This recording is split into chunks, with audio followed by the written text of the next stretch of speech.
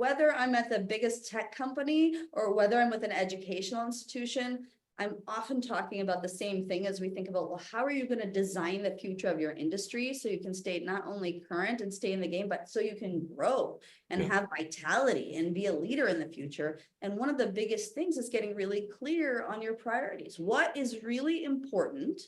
What am I willing to get rid of so that we can take the resources we have and energy we have and put it into those things that are core? Welcome to Engage Presents. I'm Engage co-founder and president Jake Olson. In this interview series, I ask Engage talent the most common questions we hear from event planners to help you get to know them and their stories in 15 minutes or less. Thanks for listening. Welcome to another episode of Engage Presents. I am Engage President Jake Olson. I am joined today with a very special guest, Dr. Simone Ahuja, who resides in Minnesota. She speaks about innovation, motivational speaker. She's also a best-selling author. She's the CEO of Blood Orange. We'll get all into that. But first, Doctor, thank you for joining us. And I was just in Chicago. It was the summertime, but I have family in Chicago, and they talk all the time about winters. Like, apparently, they've been a little mild as of late, but I don't think Minneapolis has that same story. So I want to know, what is the coldest weather you've ever been in?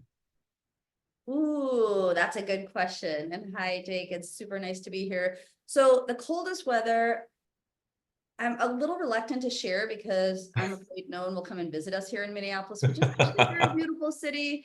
I think I'm going to say minus 60 plus wind chill. Oh, I mean, I'm going to say there are times when they tell us not to go outside for more than a second. did you actually go outside when that was happening? Actually, I will say I was in a warmer location when that particular advisory happened, and it was for 3 days, where they said essentially if you expose your skin to the air, you will, Oh my deteriorate. gosh. So it's a place for very hardy people, and we're very grateful for our summertime like we have right now. Yeah, no, I mean, I know it's a beautiful state, but I know it's known for its cold weather. So first off the bat, we know that Dr. Simone Ahuja is a gritty person who can deal with weather is what we're finding out. Yeah. But Come and visit in the spring, summer, or fall. there you go. There you go. I for sure will. I've been there a couple of times. It has been beautiful. So let's talk about your book first, Doctor. So your book, Jugaad Innovation, kind of is talking about how more is less. It kind of refers to like frugal innovation. So kind of explain that more about how more is or less is more.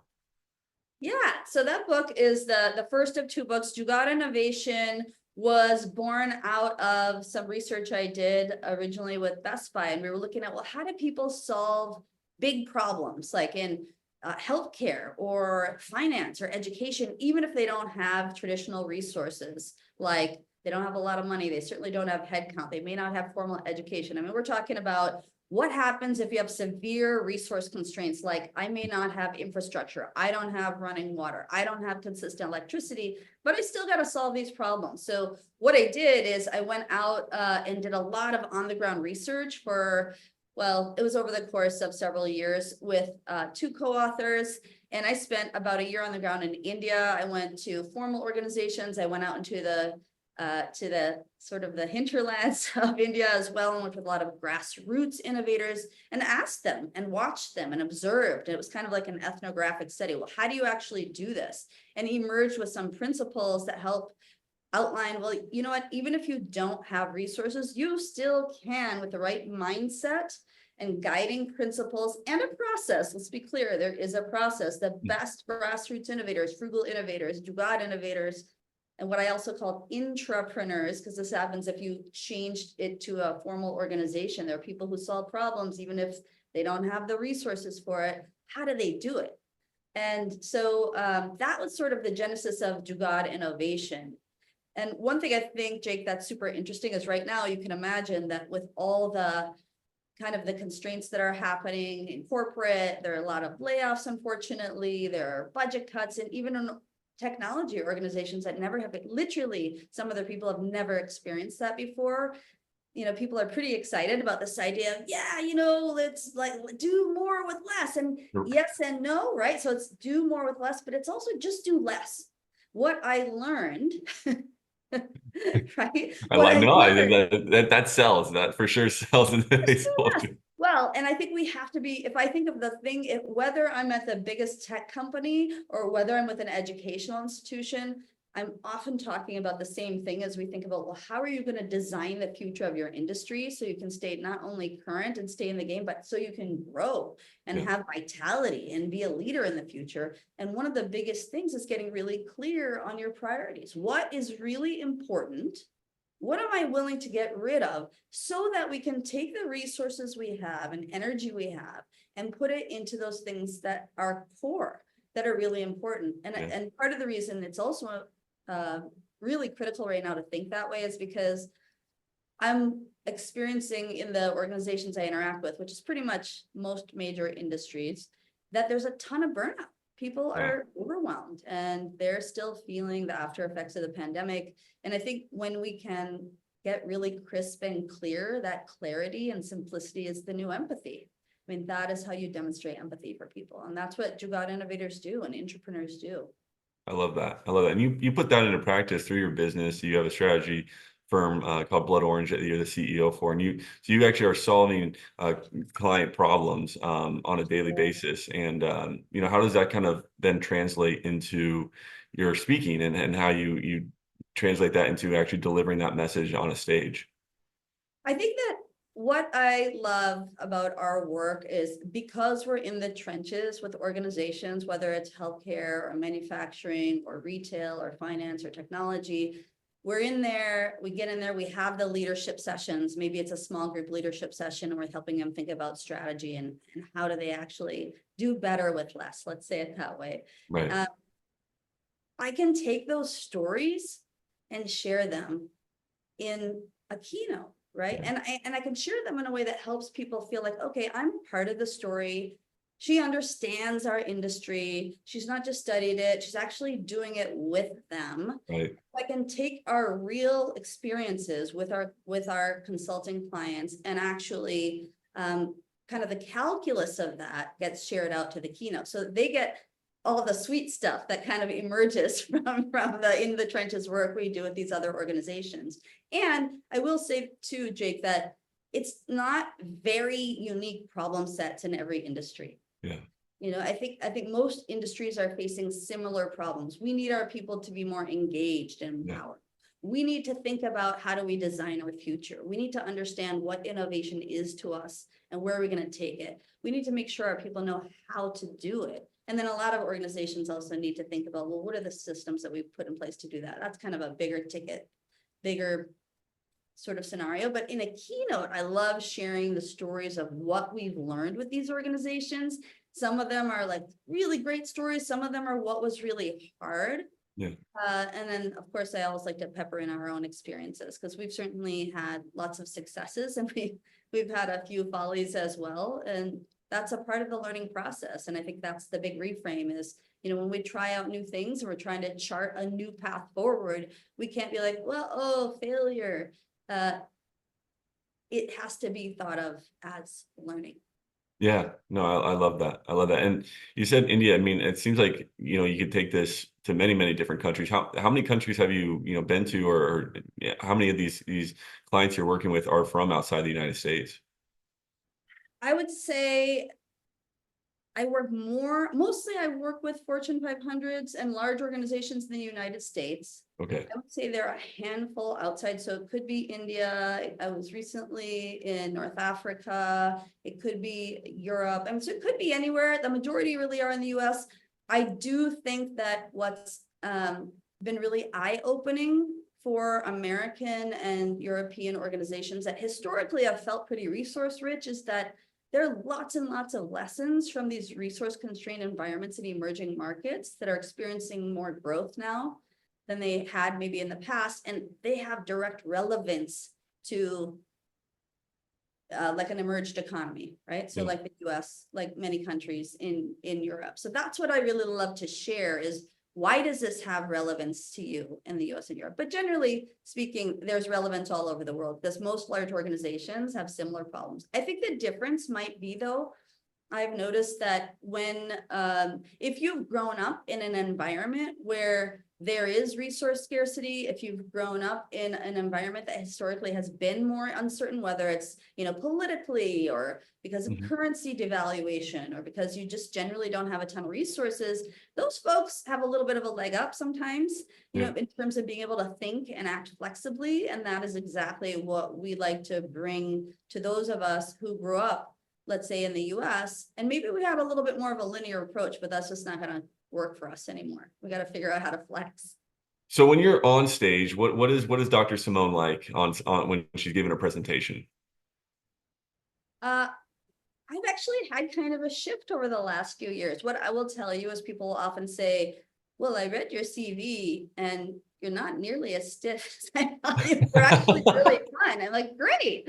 And, I think that's important to me. I think fun is a part of everything that we do. I think nobody wants to listen to a bulleted PowerPoint. People need to have fun. There needs to be storytelling. I do a lot of improv. I teach improvisational comedy. So I love to bring the spirit of that to keynotes. I love to have some engage with people and make it super interactive. We have contests and prizes and just keep people on their toes a little bit. So I would say, my presence is, am I going to give you content that's super actionable? Yes. Are we going to have some fun while we're doing it? We definitely will. And while we're working together, I think that's important too, because I'm going to tell you get to this certain stage. I think we all had a long few years during the pandemic. And what do you want? You want to work with people that you want to have dinner with at the end of the day. You're going to have fun while you're working with them, and you're still getting some really great work done that you can be proud of. Sure. And kind of speaking to that, I mean, you do speak at like DEI symposiums or culture development kind of workshops. So how does kind of innovation translate into those areas? And what are kind of the audience, what's the audience taking away when you kind of are addressing those topics? It's really interesting, Jake, because first of all, what we know is that diversity and a seat at the table for diverse voices leads to a couple of things. So one is more impact in terms of engagement, more impact in terms of top line revenue, and then more impact in terms of revenue that's attributed to innovation. Diversity leads to more and better innovation, and it has to be harnessed in a way that has certainly some best practices. But if you're just kind of in an echo chamber, that's not really where the best innovations are going to happen. So what I love to share with people is there, I think, a moral imperative to include everybody. I do. Yeah. Sure. Will we talk about that? Sure. But here's the deal. Those people who understand that are already listening. What I love to do is open the ears of people who might not have been listening before. And I do that through stories, and I do that through data. Like, what's the business case for this? And that's what really starts to tip the scales a little bit for people who maybe weren't really interested in listening to that story. Well, that's really cool. I mean, I personally understand that and have seen that just based on my experience, being obviously blind. Like, I've had to be innovative in a lot of different areas, from personal to professional. And that definitely has stirred people's minds to think more and see things differently as I see them differently. And so I think that's a really powerful message you're delivering out in the world. Oh, I think that's a great example, right? I mean, people probably had no idea. I mean, you were playing D1 football. Yeah, right. Yeah, you have to be innovative to do that. I mean, so that completely shifts somebody's mindset. So that's the kind of thing that we need to do in order to help people understand why is diversity important. Maybe the way we think is because we just haven't been exposed to some other things that are really important and really value added. Yeah, absolutely. Lastly, what really is your favorite part about what you do? I mean, you kind of just talked about, obviously helping out Fortune 500 companies, being innovative, obviously speaking on to some more, what I consider more valuable, things when it comes to equity and diversity. But when it comes to just what you do and every day, what really drives you, or what do you kind of find the most important, part of your job is? Funny you asked that, because I was just thinking about the why of, why do I do this? Well, I want to help people understand innovation, but why?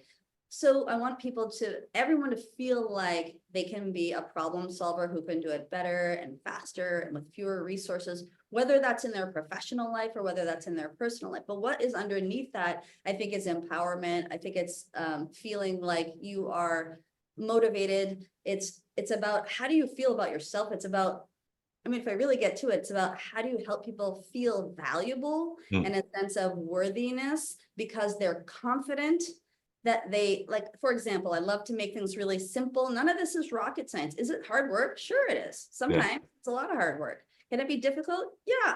Is it rocket science? It is not. And people have the competence. And when you just break it down and you make it simple and you give them a simple process, then people have confidence and they start to feel better, like, oh, I actually can have a role in that. And that I think is the biggest surprise of my career, is if in the beginning I was so earnest, like, innovation, everyone should do it. It's the way forward. It's the path to sustainable growth, which is true. I didn't take into account some things like the psychology. So it's very hard sometimes. It's a change effort. So we spend a lot of time thinking about, well, what's the change and why do I want to make that change? But then also thinking about, well, whose role in it is it? And how can I actually do that, and making people understand that, this is for me. It's not somebody who's in a white coat and R&D. It's not somebody who's got leader in their title. So that to me is the one part of what feels really good. And I think if I think about it from the perspective of the industry, like the leader who's kind of on the hook for the event, and the planners who are the ones that are getting like a 1-sentence directive, and then they're like, go. And then, they have to do a lot of, it's really hard for them to figure out, because the truth is, I talk to a lot of leaders who are super smart, but don't have a lot of time. So they aren't giving clear direction necessarily about what they want. So what I also love doing is sort of decoding what the leader actually wants as their desired outcome, and help, and like partnering with planners so that they can help get the right outcome, the best outcome for their organization. So people have fun. So they learn something that's simple and super actionable, so that people walk out of there and be like, hey, I had a great time.